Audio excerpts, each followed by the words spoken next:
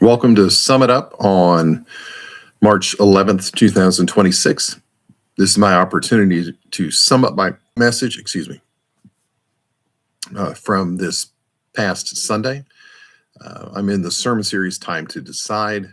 We're talking about the will of God and choosing to do God's will. And last week we talked about two perspectives on the will of God, Jesus' perspective and Paul's.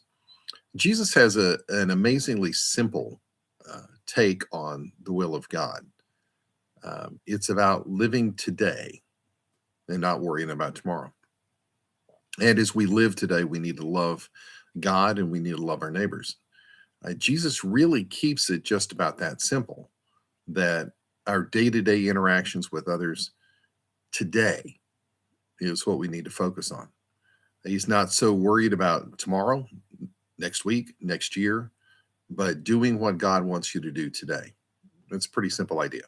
The Apostle Paul's perspective on the will of God takes on a more moral tone.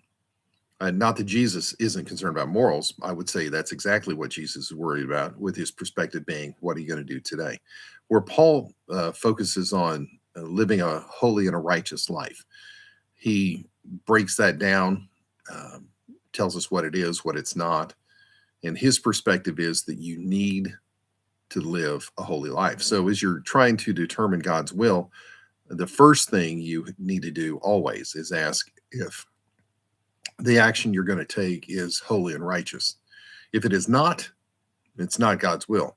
If it's holy and righteous, there's nothing wrong with doing it. So as we live our lives today and as we go out into the world, let's focus on living today, loving God, loving your neighbor, and living a righteous life. If you do that, you'll be in God's will. Have a great day. God bless.